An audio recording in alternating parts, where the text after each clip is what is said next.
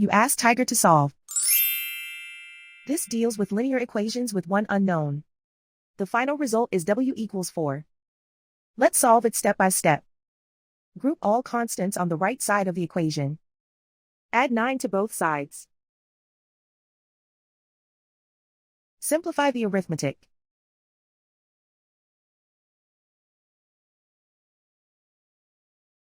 Isolate the w.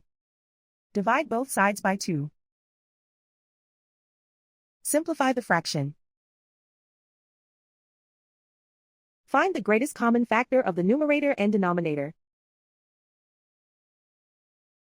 Factor out and cancel the greatest common factor.